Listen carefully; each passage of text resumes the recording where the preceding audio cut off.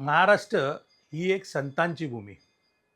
या संतांच्या भूमीमध्ये अनेक संत महंत या महाराष्ट्रात जन्माला आले. त्यांनी अनेकांना या जीवनाचा मार्ग दाखवला. त्यावेळी देखील त्यांच्या काळात देखील या संतांवर कुरघोडी करण्याचा प्रयत्न झाला, त्यांना विरोध झाला. मात्र आत्ताही त्यांच्यावर विरोध होताना दिसत आहे. फक्त प्रसिद्धीसाठी काही जण त्यांना टार्गेट करण्याचा प्रयत्न करत आहे. कोण आहेत ही जण? आज आपण या व्हिडिओमधून पाहणार आहोत.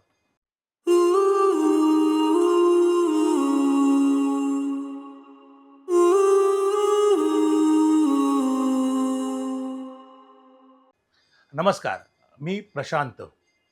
आपल्याला माहिती असेल की नाशिकमधलं कॅप्टन अशोक खरात प्रकरण जसं बाहेर आलं, तसं काही बिळात लपलेली पिल्लं ती देखील बाहेर आली आणि या प्रसिद्धीसाठी हिंदू धर्मांच्या संतांवर आगपाखड कराव्या लागली.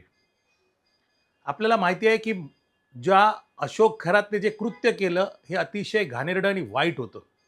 त्याच्यावर कारवाई झाली पाहिजे, त्याला अटक झाली आहे, मात्र त्याच्या मागे कोण कोण आहेत त्यांना देखील अटक झाली पाहिजे, ही आमच्या सर्वांची भावना आहे. मात्र आता ही बिळात लपलेली काही जण फक्त प्रसिद्धीसाठी बाहेर आलेली आहेत आणि हिंदू धर्मावर बोलायला लागलेली आहेत. आपल्याला माहिती असेल की कॅप्टन अशोक खरातवर बोलण्यासाठी काही दिवसांपूर्वीच श्याम मानव हे महाशय बोलत होते. त्यांनी सुरुवात अशी केली की भारतीय जनता पार्टीच्या विरोधात त्यांनी सुरुवात केली. त्यानंतर काही संतांची नावं घेण्यात आली, विदर्भातील काही संतांची नावं घेण्यात आली आणि त्यांच्याबद्दल मी त्यांना एक्सपोज केलं आहे असं त्यांचं म्हणणं आहे. खरं पाहायला गेलं तर श्याम मानव जे आहेत हे फक्त हिंदू धर्मांना टार्गेट करतात, अशा प्रकारचं मत अनेकांनी व्यक्त केलेलं आहे. त्याच्यावर त्यांना टार्गेट देखील केलेलं आहे. मात्र त्यांचं काहीही त्याच्यावर उत्तर नसतं. त्यांचं म्हणणं असतं की मी जे काम करतो ते लोकजागृतीसाठी करतो. आम्ही तेच म्हणतो की तुम्हाला जे काम आहे ते तुम्ही करा. जादूटोणा विरोधी जो कायदा तुम्ही अंमलात आणलेला आहे, त्या कायद्याची अंमलबजावणी करताना ज्या गावामध्ये किंवा ज्या खेड्यापाड्यामध्ये अजूनही जादूटोण्याचे प्रकार चालतात त्याच्यावर तुम्ही काम करा, मात्र ते करत नाहीत. त्यांचं फक्त काम असतं की ज्या ठिकाणी प्रसिद्धी मिळेल त्या ठिकाणी जायचं आणि प्रसिद्धी ओढवून घ्यायची. या श्याम मानव यांनी महाराष्ट्रामध्ये पोलीस खात्याला शिकवण्यासाठी यांनी प्रशिक्षण चालू केलं होतं आणि मला वाटतं की त्यांना जे काही जो मोबदला असेल तो महाराष्ट्र शासनाने दिला असेल. त्यावेळेला महाराष्ट्र शासन यांना मोबदला देत होतं तेव्हा फडणवीस सरकार यांच्यासाठी मोठे होते, यांच्यासाठी चांगलं होतं. मात्र मध्यंतरीच्या काळात हेच महाशय काँग्रेसबरोबर देखील फिरताना दिसले आणि त्यावेळी फडणवीस सरकारवर टीका करायला सुरुवात केली. अगदी आपण कालचा जर व्हिडिओ पाहिला तर सुरुवात करतानाच त्यांनी म्हटलेलं आहे की भारतीय जनता पार्टीच्या कार्यकर्त्याचा फोन आला तर पोलीस कारवाई करत नाहीत. म्हणजे अशा प्रकारचं वक्तव्य करून भारतीय जनता पार्टीचा विरोध करायचा हे त्यांनी दाखवून दिलेलं आहे. महाराष्ट्रामध्ये पोलिसांना प्रशिक्षण देण्यासाठी या महाशयांनी स्वतःची नियुक्ती करून घेतली होती आणि त्याबद्दलचा मोबदला देखील त्यांनी घेतला असेलच. समाजाचं प्रबोधन करा, समाजासाठी चांगलं करा, समाजात ज्या अंधश्रद्धा आहेत त्या निपटून काढण्यासाठी, त्या नेस्तानाबूत करण्यासाठी तुम्ही काम केलं पाहिजे. आमचाही त्याला म्हणजे विरोध नसेल, आमचा त्याला पाठिंबाच असेल. मात्र तुम्ही काय करताय की तुम्ही फक्त जे प्रसिद्धीसाठी येण्यासाठी जे आमचे संत आहेत, जे महंत आहेत किंवा ज्यांना हा समाज, हिंदू समाज जो मानतो आहे त्याच्यावर तुम्ही टीका करता. एकीकडे म्हणायचं की आम्ही धर्माच्या विरोधात नाही, आम्ही देवाच्या विरोधात नाही, मग तुम्ही साईबाबांवर टीका करता, मग तुम्ही श्री गजानन महाराजांवर टीका करता शेगावच्या, तुम्ही स्वामी समर्थांवर टीका करता अक्कलकोटच्या, तुम्ही काटेलच्या गुलाबबाबांवर टीका करता. ह्या टीका आम्ही कशा सहन करायच्या? तुम्ही एकीकडे म्हणता की आम्ही देवावर आणि तुमच्या धर्मावर टीका करत नाही, हे आमच्यासाठी देवच आहेत. साईबाबा हे आमच्यासाठी देवच आहेत, गुलाबबाबा हे आमच्यासाठी देवच आहेत, स्वामी समर्थ हे आमच्यासाठी देवच आहेत, गजानन महाराज हे सुद्धा आमच्यासाठी देवच आहेत. तुम्ही एकट्याने म्हणायचं आणि आम्ही ऐकायचं की ते थोतांड आहे म्हणून. मग आम्ही सांगतो ना की ते देव आहेत, मग तुम्ही देव म्हणून माना ना. ते नाही मानणार तुम्ही, कारण तुम्हाला त्यातून प्रसिद्धी मिळणार नाही. आमचं एकच म्हणणं आहे की तुम्ही जे करता ना हे फक्त प्रसिद्धीसाठी करता. कारण तुम्हाला आठवत असेल की 2 वर्षापूर्वी बागेश्वर धाम म्हणजेच वीरेंद्र शास्त्री यांना देखील त्यांनी आव्हान दिलं होतं. मात्र तुम्हाला माहिती आहे का, हे आव्हान टिकलं नाही. ह्यांची एक सवय आहे मानवांची. श्याम मानव म्हणजे याचं नाव पण आडनाव पण मानव यांनी नाही आहे. यांचं आडनाव वेगळंच काहीतरी आहे. पण यांनी श्याम मानव हे स्वतः लिहून घेतलेलं आहे. यांनी नागपूर पोलिसांमध्ये वीरेंद्र शास्त्री यांच्या विरोधात तक्रार केली. मात्र पोलिसांनी वीरेंद्र शास्त्री यांना क्लीन चिट दिली. का? फक्त ज्यांच्याकडनं प्रसिद्धी मिळणार त्यांच्यासाठीच तुम्ही त्यांच्या विरोधात जाणार. तिथूनकडनं त्यांना भरपूर प्रसिद्धी मिळेल, कारण की इंटरनॅशनल मीडिया असेल किंवा नॅशनल मीडिया असेल, त्यांनी ते लगेच तुमच्या मुलाखती घ्यायला सुरुवात केल्या. आणि पण फायदा काय झाला? फायदा वीरेंद्र शास्त्री यांचाच झाला.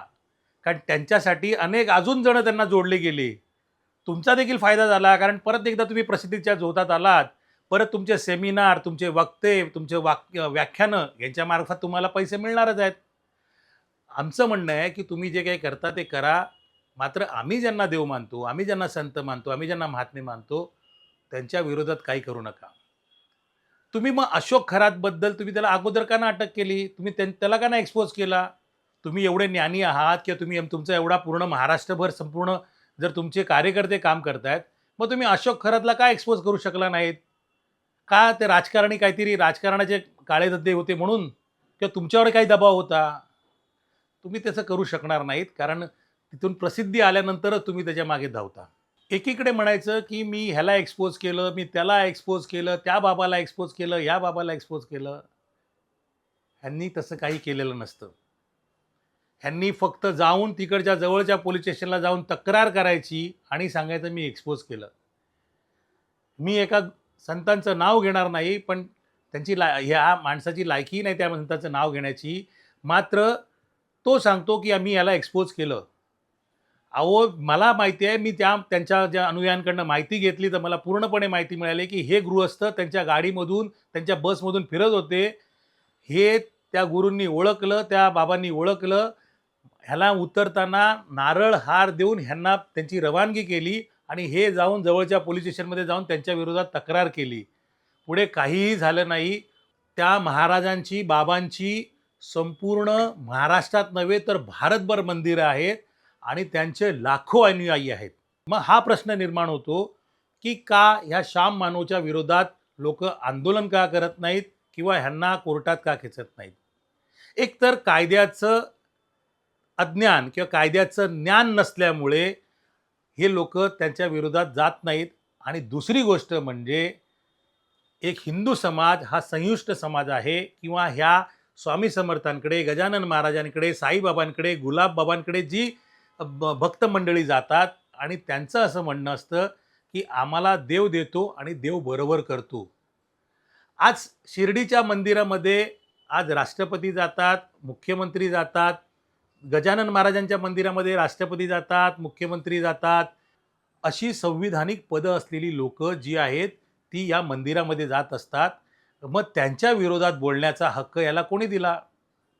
बागेश्वर धाम यांचं जर उदाहरण घ्यायला गेलं तर बागेश्वर धाम यांनी श्याम मानव यांच्यावर सरळ सरळ आरोप केलेला आहे की हे हिंदू विरोधी म्हणून कट कारस्थान करतात. बागेश्वर धाम काय म्हणाले हे आपण आता बघूया. हमारा कोई बंद कमरे का दरबार नहीं है, उनको सामना करना चाहिए हमारा। मुंह फट अपने कैमरे पर कोई भी चैलेंज कर सकता है। लाखों लोग आते हैं, लाखों लोग हमारे सामने दरबार बागेश्वर बालाजी के दरबार में बैठते हैं। वो आएँ, जो हमें प्रेरणा लगेगी वो हम लिखेंगे और जो कलमबद्ध करेंगे वो सत्य निकलेगा। हमें अपने इष्ट पर इतना भरोसा है, उनको आना चाहिए। छवि हमारी खराब की है, हमारे बागेश्वर धाम के पागल लगे हुए हैं। नागपुर में ही हमारा बागेश्वर धाम से समंडल लगा हुआ है और जो आए दिन उनका मुंह तोड़ जवाब दे रहा है, और भारत का प्रत्येक सनातनी व्यक्ति भी अब जवाब दे रहा है, और उन सबको बाइकआउट किया जाएगा जो जो सनातन धर्म के खिलाफ बोलेगा। उन्हें दरबार में आना चाहिए, किराया खर्चा हमसे ले लें, हम गीला करके भेजेंगे उन्हें वापस। हमारे ऊपर जो इष्ट कृपा है, जो गुरु कृपा है, हम उस बल के आधार पर जो है दलाक करके ललकार करके बोलते हैं कि हमारे सनातन धर्म में क्या ताकत है। किसी मौलवी और पादरी में ये क्षमता नहीं है। जो छोटी छोटी ट्रिक दिखा करके ये पादरी और ये मौलवी जो सनातन धर्म से दूसरे धर्म में ले जाते हैं, उनके सामने बागेश्वर बालाजी बहुत बड़ा तमाचा है और उनके मुंह पर हम तमाचा मारते रहेंगे। और दूध का दूध पानी का पानी हो जाए, चैलेंज की बात क्या, सीधे दरबार में आ जाओ, आके बैठो और अनुभव करो।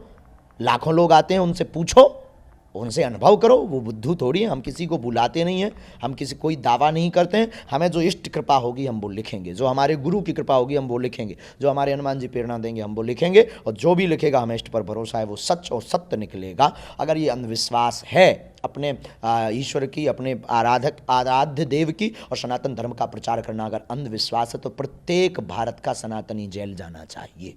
वरना ये मुंह चलाना बंद कर देना, वरना ठटरी मारेंगे। आज उन्होंने मुंह चलाया, आप सब चले आए। तो हर बार साधु संतों, कभी पादरियों पर क्यों नहीं इन्होंने टारगेट किया, कभी मौलवियों पर क्यों नहीं टारगेट किया, इनके मज़ारों में क्यों नहीं गए? क्या इनका दादा परदादा चला गया था बहुत जल्दी? उनके घर पे भी कभी जा कर के देखो, नानी याद आ जाएगी। यह भारत देश इतना विचित्र देश है, यहाँ पर सनातनी हिंदू, सनातनी संत और सनातनी भक्तों पर टारगेट उठाना, उंगली उठाना बहुत सरल है। पर दूसरे धर्म के बारे में वो लोग जो है चीपटा नहीं करते, क्योंकि उन्हें पता है भारत में रहना मुश्किल हो जाएगा। इसलिए हम हिंदुओं को जगाने की बात करते हैं। बहुत बड़ी मिशनरियाँ पीछे लगी हैं, जिनके करोड़ों रुपये खर्च हुए हैं धर्म बदलवाने में। उन्होंने ही हमारे ऊपर यह टारगेट किया है, वामपंथी है। और हम यही कहेंगे, दूध का दूध और पानी का पानी हो जाए, आ जाओ हमारे दरबार में। बागेश्वर धाम यांनी सरळ सरळ श्याम मानवर यांच्यावर आरोप केलेले आपण ऐकले। बागेश्वर धाम प्रकरणावर जेव्हा इंटरनॅशनल मीडिया किंवा नॅशनल मीडिया जर कार्यरत झाला आणि लगेच श्याम मानव यांना मुलाखतीसाठी बोलवण्यात आलं, तर श्याम मानव तर रेडीच असतात, ते पोचले। मात्र टाइम्स नाव नवभारतचे सुशांत सिन्हा यांनी असे प्रश्न विचारले की श्याम मानव यांची बोबडी वळाली। अगर कोई किसी को तो किसी ने जादू टोना किया, विच हंटिंग कर रहा है तो जरूर रोकना चाहिए, मार डालना। लेकिन अगर कोई व्यक्ति ये कह रहा है कि हनुमान चालीसा का पाठ करो, हमारे देश में हनुमान चालीसा का पाठ करो और साथ में डॉक्टर को भी चालीसा का यहाँ कोई तो संबंध नहीं है। नहीं, हनुमान चालीसा ही वो बोल रहे हैं भाई। मैं अभी उनके बागेश्वर धाम गया था, आपको पता है सर, वहां क्लिनिक खुला हुआ है और वहां वो यही बताते हैं कि हनुमान चालीसा का पाठ करो। क्या हनुमान चालीसा में आप हनुमान चालीसा को मानते हैं? आप अभी बात को दूसरी जगह मैं कहीं नहीं ले जा रहा सर। जिस बात के क्या बारे में आप हनुमान चालीसा को मानते हैं सर? बारे में मुझे कुछ कहना ही नहीं है। क्या आप हनुमान चालीसा को मानते हैं सर? देखिए यहाँ बात क्या हो रही है, बिल्कुल इसी बात की बात हो रही है सर। इसको मानते हैं, उसको मानते हैं, ये बातों में आप अटक के रहेंगे? नहीं, मैं बिल्कुल नहीं अटक रहा। मैं जानना चाहता हूं, क्या आप हनुमान चालीसा का पाठ करते हैं? आप अटक के रहेंगे? क्या आप हनुमान चालीसा को मानते हैं सर? क्या आप कॉन्स्टिट्यूशन को मानते हैं? क्या आप हनुमान चालीसा को मानते हैं? कॉन्स्टिट्यूशन को मानते हैं? क्या आप हनुमान चालीसा को मानते हैं? क्या आप कॉन्स्टिट्यूशन को मानते हैं कि नहीं मानते? कॉन्स्टिट्यूशन को मानता हूं, इसीलिए नागपुर कमिश्नर की रिपोर्ट को सही मानता हूं। आप कॉन्स्टिट्यूशन को नहीं मानते, इसलिए नागपुर कमिश्नर की रिपोर्ट को गलत मानते हैं। मानना ये मेरा व्यक्तिगत अधिकार है। क्या आप हनुमान चालीसा को मानते हैं? हाँ, मैं जाहिर तरीके से कह रहा हूं। इसीलिए मैं आपको कह रहा हूं कि अगर आप कॉन्स्टिट्यूशन को मानते होते और कॉन्स्टिट्यूशन आपने पढ़ी होती तो ये सवाल ही मुझसे नहीं पूछते। नहीं, आप हनुमान चालीसा को मानते मुझे हैं नहीं? क्या मानना है, क्या नहीं मानना है, किसी धर्म को मानना है, किसी धर्म को नहीं मानना है, ये भी अधिकार मुझे कॉन्स्टिट्यूशन ने दिया। अरे तो बिल्कुल दिया है। अगर आपको पता नहीं है तो मैं क्या करूं? अगर कॉन्स्टिट्यूशन धर्म को मानने का अधिकार दे रहा है सर, मेरा प्रश्न तो सुनिए। कॉन्स्टिट्यूशन को मानते हैं और कॉन्स्टिट्यूशन धर्म को मानने का अधिकार देता है, तो वही धर्म कई बार लोग सवाल पूछते हैं, भगवान का साक्ष्य क्या है, भगवान का प्रूफ क्या है? आप जिस महाराष्ट्र में बैठे हैं वहां लोग शिरडी में जाते हैं, भभूत लगाते हैं, उसका क्या प्रमाण है? फिर बोलिए कि धर्म को भी हटाइए, धर्म का कोई प्रमाण नहीं, भगवान का कोई प्रमाण नहीं। साहब जी, जिसको शिरडी में जाना है, शिरडी के भाई बाबा को मानना है, हनुमान चालीसा को मानना है, उनको सबको अधिकार है। बस बागेश्वर सरकार को नहीं मानना है। ऑब्जेक्शन उठा नहीं सकता। वो कहेंगे मैं मोबाइल नंबर नहीं बता सकता तो मैं निकाल डालूंगा वो। देखिए, आपकी बातें जो हैं आपके आधार से मैच नहीं हो रही सर। या तो भगवान का भी आप सबूत मांगिए, आप कहिए जो भगवान के पास श्रद्धा में सिर झुका रहा है और विश्वास कर रहा है चमत्कार होगा, वो भी चमत्कार है। और नहीं तो फिर उस भगवान का रास्ता दिखाने वाले हनुमान चालीसा का पाठ करो, इससे फायदा होगा, ये बताने वाला कैसे झूठा और फ्रॉड होगा, ये नहीं समझ में आ रहा। दूसरा, आप बता नहीं पा रहे वो फ्रॉड क्या करते हैं। तो मैंने सीधा सवाल आपसे किया है, कि हनुमान चालीसा के बारे में मुझे कुछ कहना नहीं है, मैं कुछ कह नहीं रहा हूं। साईं बाबा क्या मैं करते कह थे रहा हूं सर? कि जादू टोना विरोधी कानून सर, के साईं तहत बाबा किसी क्या ने करते थे? गुटखा किया, जादू टोना किया। भाई साईं बाबा से क्या मेरा लेना देना? क्यों है नहीं जी? लेना देना सर? साईं बाबा में लाखों लोगों, मैं करोड़ों क्यों लोगों साईं का बाबा के विश्वास बारे में है। अभी बात करूंगा? वो भी तो आप बात को महाराष्ट्र क्यों से ही भटका है। रहे हो? है ना तो जी, कई लोगों का कई लोगों पर विश्वास है। एकीकडे या मुलाखतीमध्ये श्याम मानव सांगतात की संविधानाने त्यांना हक्क दिलेला आहे, ते काय करावं काय करू नये याचे पूर्ण हक्क संविधानाने दिलेले आहेत. एकीकडे संविधानाबद्दल बोलायचं आणि तर दुसरीकडे संविधानाच्या विरोधात वागायचं. संविधानाने जसा प्रत्येक भारतीयाला प्रत्येकाला हक्क दिलेले आहेत, तसेच हक्क हे सर्वांना आहेत. मानवसाहेब, तुम्हाला देखील ते संविधानाने दिलेले हक्क आहेत. तुम्ही बनवलेला जो कायदा आहे, तो कायदा तुम्ही बनवला आहे. तुम्ही जाऊन पोलिसात तक्रार करायची, पोलिसात तक्रार केल्यानंतर त्याच्यावर चौकशी होईल आणि त्या चौकशी अंती देखील तुम्हाला जर ते पटलं नाही, तर तुम्ही पुन्हा कोर्टात जाऊ शकता. मात्र तुम्ही ते काही करत नाही. फक्त पोलिसात तक्रार द्यायची आणि सांगायचं, मी याला एक्सपोज केलं, त्याला एक्सपोज केलं. हा भारतीय माणूस आहे ना, हा भारतीय नागरिक आहे, हा भावनिक माणूस आहे. हा देवावर विश्वास ठेवतो. तो श्रद्धा बाळगतो, अंधश्रद्धा बाळगत नाही. तो श्रद्धा बाळगतो, अंधश्रद्धा बाळगत नाही आणि या श्रद्धेच्या जीवावरच तो त्याचं आयुष्य जे आहे ते जगत असतो. आज आपली श्रद्धा पाहण्यासाठी, ही श्रद्धा जगण्यासाठी अनेक परदेशी देखील या भारतात येत असतात. अनेक संतांचा जो आहे तो अभ्यास करत असतात. मात्र त्या संतांवर जर तुम्ही शिंतोडे उडवत असाल तर तेही योग्य नाही. मानवसाहेब, सुधरा तुम्ही. तुम्ही नक्कीच अंधश्रद्धा निर्मूलनाचे काम करा, पण श्रद्धेच्या विरोधात जाऊ नका. आपण दुसऱ्याच्या धर्मावर बोलू नका. स्वतःच्या धर्माबद्दल बोला. धर्म हा आपल्या घरापर्यंतच ठेवा. घराच्या बाहेर गेल्यावर तुम्ही भारतीय म्हणून राहा. हा व्हिडिओ तुम्हाला कसा वाटला हे तुम्ही नक्कीच या कमेंट बॉक्समध्ये लिहा. हे मी माझे विचार मांडले. तुमचे विचार देखील या कमेंट बॉक्समध्ये लिहा आणि एका धर्माला टार्गेट करणाऱ्या त्या श्याम मानवना हा पूर्ण व्हिडिओ त्यांच्यापर्यंत पोहोचेल याची जबाबदारी मी घेतो. पण तुम्ही तुमच्या ज्या कमेंट्स आहेत त्या तुम्ही त्या कमेंट्स बॉक्समध्ये लिहा आणि हा व्हिडिओ जास्तीत जास्त शेअर करा आणि आपल्या चॅनलला लाईक करायला विसरू नका आणि सबस्क्राईब करायला विसरू नका. धन्यवाद.